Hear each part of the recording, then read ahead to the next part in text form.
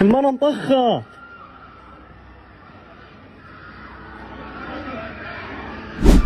সেই বোন এরকম ইন্টারভিউ দিয়েছে যে সে কমসে কম হলেও 150-200 তার থেকেও বেশি মানুষের সাথে সে শয্যাশায়ী হয়েছে। তো আর যে কিছু জিজ্ঞাসা করছিলেন যে কেমন ধরনের মানুষ বা কতটা হায়ার লেভেলের মানুষের সাথে আপনি এরকম শুইছেন, সে উত্তর দিছিল যে আসসালামু আলাইকুম রহমতুল্লাহ, সাকিবস ব্লগে আপনাদেরকে স্বাগতম। আজকে নতুন একটি ভিডিও নিয়ে হাজির হয়েছি এবং এই ভিডিওটা আমার কাছে খুবই মর্মান্তিক লাগছে যে মানুষ মানে দুনিয়াতে বলে না, আমরা নামাজের ভিতর পড়ি না মিনাল জিন্নাতি ওয়ান্নাস ওয়াসওয়াসিল খান্নাস, এই খান্নাস এবং মিনাল জিন্নাতি ওয়ান্নাস, মানুষের ভিতরে যে শয়তান এবং খান্নাসগুলো আসলে যে কেমন হয় তার একটা চারিত্রিক বৈশিষ্ট্য আজকে আপনাদেরকে দেখাবো। এরা যে কোন লেভেলের শয়তান এবং এরা ইবলিসের, আমি শুনছিলাম যে এক সময় যে ইবলিস তার বংশবিস্তার করার জন্য মানে তার দুই পা, ডান পা এবং বাম পা, এই দুইটার সমন্বয়ের আর একটা ইবলিস জন্ম দেয় আর কি। নারী পুরুষ যেটা মানে তার ডান পা পুরুষ বাম পা নারী, এরকম আর কি, মানে শোনা কথা এটা। কিন্তু যে এইগুলাই যে ওইটা, এই যে ইবলিশের শয়তান, আসলে আপনাদেরকে ভিডিওটা শুরু করি। প্রত্যেকটা কথার বিপরীতে প্রত্যেকটা কথা আপনারা শুনবেন এবং উপলব্ধি করলে বুঝতে পারবেন যে এটা কোন লেভেলের শয়তান। মানে এটা এটা এটা যে মানে এটা যে লেভেলবিহীন, কোনো জাতি নাই এটা লেভেলের, এই ধরনের শয়তান আছে। শুনি ভিডিওটা। Do you like Palestinian children? Do you like killing Palestinian children, অর্থাৎ তুমি কি প্যালেস্টাইনিয়ানের যে শিশু আছে তাদেরকে হত্যা করতে ভালোবাসো? কোশ্চেনটা দেখছেন, মানে খুব সুন্দর ট্রিকি কোশ্চেন করছে। কিন্তু তুমি কি ভালোবাসো, তুমি কি হত্যা করো, তুমি কি হত্যা করছো, এই ধরনের কোশ্চেন করলেও কিন্তু মোটামুটি এটা ক্লিয়ার হয়ে যেত। কিন্তু সে বলছে তুমি কি হত্যা করতে ভালোবাসো, অ্যান্সারটা কী হয় দেখেন। Yes. Does it make you feel good when you bomb a hospital? Second কোশ্চেনটা কিন্তু খুব ট্রিকি কোশ্চেন। বলছে যে তুমি কি হসপিটালের উপর বোম ফেলা, যেটা মানে আমরা যে দেখছি ইসরায়েল যে হসপিটালের উপরে যে বোম্বিং করে, এই বোম্বিং করাটা কি ফিলস নাই কিনা, একটা আলাদা ফিলিং নিয়ে, মানে ভালো ফিলিং পায় কিনা, ফিলিংস আসে কিনা তাদের, এটাও কিন্তু জিজ্ঞাসা করছে। Answer, You guys, okay. children in Lebanon, is that okay? Yeah, this is okay because in Hamas. লেবাননেও যে ছোটো বাচ্চাদেরকে মারা হয়, এটাও কি তোমাদের কিছু ভালো লাগে? বলছে বিকজ অফ হামাস। এটা বিষয় একটু, লেবাননে কিন্তু হামাস নাই, হামাস কিন্তু ইসরায়েল মানে প্যালেস্টাইনে, ফিলিস্তিনে, এবং লেবাননে যেটা আছে সেটা কিন্তু Hezbollah. What about the children, the babies? The baby is good to. Really, in Lebanon? Yes, in Lebanon, in Gaza, in Iran. Really, it's okay to babies in Iran? Yes, yes. it's And in okay. Gaza? Yes. And in Lebanon? Yes. You really believe that? Yes. Really? Have you ever killed any Palestinians? এগুলো তো মনে করেন যে সামগ্রিকভাবে জিজ্ঞাসা করছে যে তোমরা এটা কর, তোমরা অর্থাৎ মানে তোমরা সবাই মিলে বা ইসরায়েল যারা আছেন তাদেরকে সামগ্রিকভাবে জিজ্ঞাসা করছে। কিন্তু এই যে কোশ্চেনটা, এটা তার পার্সোনাল, ব্যক্তিগতভাবে সে কী করছে এটা শুনেন। আই খেল, Have you ever killed any Palestinian children? তুমি কি নিজে কখনো ফিলিস্তিনের কোনো শিশু হত্যা করছো কিনা, এটা জিজ্ঞাসা করছেন। এটা I How many? don't know. How many, মানে হাউ মেনির উত্তর হয়ে গেছে how much. I don't know অর্থ কী, মানে সে গুণে রাখেনি কতজনকে হত্যা করছে। আর এটা একটা উত্তর, আর একটা হলো যে সে মানে বলবে না এই সংখ্যাটা হয়তো। সো এটা হয়ে গেছে হাউ মাচ টাইপের, মানে মানে যেটা গোনা যায় না। মেনি তো গোনা যায়, 1 2 3 4 5 6 7 8 9 10 100 পর্যন্ত, বা 1000 হইলো 10,000 হইলো। কিন্তু হাউ মাচ টাইপের সে অগণিত, সে কতজনকে হত্যা করছে এটা কিন্তু সে বলতে পারতেছে না। You don't keep track? No, but I. But But I you've killed. Palestinian children? Yes. বুঝছেন, এই হলো একজন সোলজারের স্বীকারোক্তি। এর আগেও কিছুদিন আগে একটা ভিডিও দেখছিলাম, সেটা আমেরিকান একজন লাইভ স্ট্রিমার, সে লাইভ স্ট্রিম করে, সে লাইভ স্ট্রিমে একটা ইসরায়েলের একটা সৈন্যকে নিয়ে আসছিল, তাকেও জিজ্ঞাসা করছিল। সেও মানে নিজে গর্ব করে বলতেছিল যে সে ফিলিস্তিনি মানুষদেরকে হত্যা করছে, তারপরে নারীদেরকে রেপ করছে, ধর্ষণ করছে, মানে সেটা গর্ব করে বলতেছিল।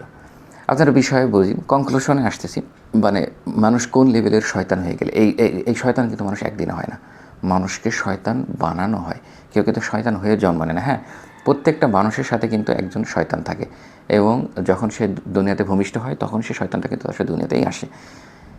এটা একটা। আর একটা হলো, একটা ভালো মানুষকে শয়তান বানানো হয়।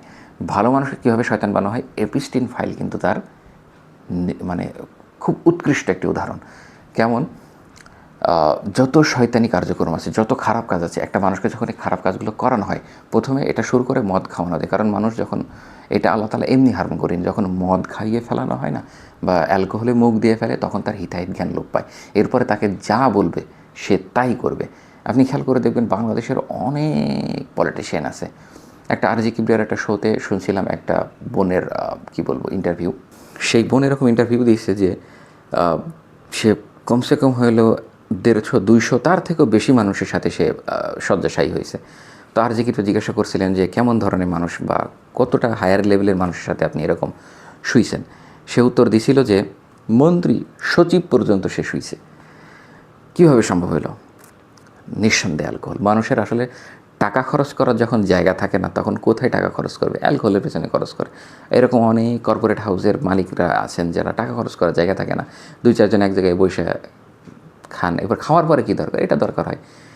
যখন অ্যালকোহলের চাহিদাটা তার চলে যায়, তখন তার নারী সঙ্গের প্রয়োজন হয়। যখন নারী সঙ্গটা তার হয়ে যায়, তখন তার ভিতরে বিভিন্ন অপরাধ প্রবণতা গজে ওঠে। এরপরে যখন যদি কারোর হাতে অস্ত্র থাকে, তাহলে তাকে দিয়ে যে কোনো খারাপ কাজ করা হয়। উৎকৃষ্ট উদাহরণ আলেপুদ্দিন। সো এই আলেপুদ্দিন যে কাজটা করছে বাংলাদেশ, আপনি চিন্তা করেন, বাংলাদেশে মুসলমান হয়ে সে কোনো না কোনো দিন তো জুম্মার নামাজ হলেও গেছে, একটুও জান কাঁপেনি। তাহলে একটা চিন্তা করেন যে ইসরায়েলের যে সৈন্যগুলা, এটা কতটা নিকৃষ্ট লেভেলের হইতে পারে, সে কতটা নিকৃষ্ট লেভেলের কাজ করছে বুঝা নেন। এবার যখন জিজ্ঞাসা করছে তুমি কি সন্তান মানে প্যালেস্টাইনিয়ান যে শিশুগুলো আছে এদেরকে হত্যা করতে পছন্দ করো, সে বলছে যে ইয়েস আই লাইক, মানে সে পছন্দ করে। তার মানে তাদের মাথার সাইকোলজিক্যাল একটা গেম খেলে তাদের মাথার ভিতরে এটা ঢুকিয়ে দেওয়া হয়েছে যে তোমাদের জন্যে এইগুলো হত্যা করা জায়েজ, এমন জায়েজ যে তোমরা এগুলো যত মারবা তত তোমরা জান্নাতের লেভেলে পৌঁছে যাবে না, তাদের কাছে তাদের ভাষা অনুযায়ী হ্যাভেনে যাইতে পারবা, তোমরা ততটা অকুপাইড হয়ে থাকতে পারবা, এখানে কেউ আসবে না, তোমাদেরকে ডিস্টার্ব করবে না, লেবাননে করবা, ইরানে করবা, এগুলো তোমাদের জন্য চাইছে। এদের মাথার ভিতরে সাইকোলজিক্যাল এমন গেম খেলায় ঢোকাই দেওয়া হয়েছে।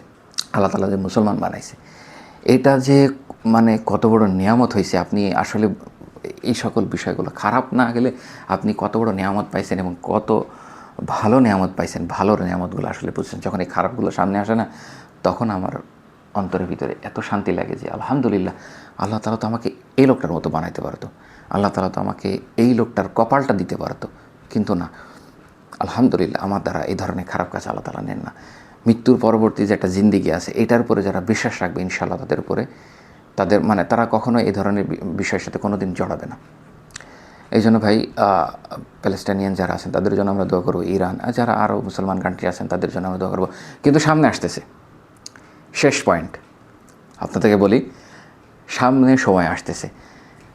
হাদিস শরীফের ভিতরে এরকম এসছে, একটা সময় আসবে গাছ, ঘরের দেওয়াল, এমনকি যেখানে তারা লুকাবে, হিজড়াগুলা যেখানে লুকাবে, সেই জায়গায় সেই জড়বস্তু পর্যন্ত মানুষকে ডাক দিবে, এই শোনো শোনো, এই দেখো আমার পিছনে একটা হিজড়া লুকিয়ে আছে। হিজড়া বলে বুঝা নিয়েন, এই দেখো পিছনে একটা হিজড়া লুকায় আছে, এটারে ধরো এবং এটাকে কতল করো। মানে দুনিয়ার জড়বস্তু কী পরিমাণে এদের উপরে ফেড আপ হয়ে যাবে বুঝেন। ইনশাআল্লাহুল আজিজ সামনে সেই দিন আসতেছে। আপনি খেয়াল করে দেখবেন পৃথিবীর অন্যান্য যত দেশ আছে সবাই এদেরকে ঘৃণা করা শুরু করছে। এর কারণে একটা সময় ঘৃণার লেভেলটা এমন পর্যায়ে পৌঁছে যাবে যে মানে আলাক তরিকা এরা যে ব্রুটালিটি করছে, এদের উপরে সে ব্রুটালিটি করা হবে, কিন্তু কোনো মানুষ আফসোস করবে না একটু। হয়তো ঈসা আলাইহিস সালাম সামনে আসবেন, হয়তো সামনে বছর 2027 সালে এটা দেখা যেতে পারে। আবার একটা লাস্ট পয়েন্ট বলে দিই, হাদিস শরীফের ভিতরে এরকম এসেছে যে কোনো একটা হজে ঝামেলা হবে, ফিতনা হবে, এবং এই হজটা সামনে বছরও হইতে পারে, কারণ ইরান ইসরায়েল যুদ্ধ চলছে। তো আমরা এরকম ঘটনা শুনছি যে সৌদি আরবের অয়েল রিফাইনারিতে মিসাইল মারা হয়েছে এবং ইরান বলছে যে আমরা এটা মারি নাই। তার মানে আমরা তো এটার সাথে ফ্যামিলিয়ার হয়ে গেছি। বাংলাদেশে একজনকে হত্যা করে আরেকজনের নামে ঘাড়ে চাপাই দিয়া তাকে জেলে ভরে দিছে, এরকম বাংলাদেশেও হয়। এটা যে হিজড়াদের কনসেপ্ট, এটা সবাই জানে। সৌদি আরবেও কিন্তু এটা হওয়ার সম্ভাবনা আছে। কীভাবে? হজে তো প্রচুর মানুষ থাকে, কে কোন নিয়তে গেছে কেউ তো জানে না। একটা কেওয়াজ বাদাই দিয়া দোষ চাপাই দিবে ইরানের ঘাড়ে, ব্যাস।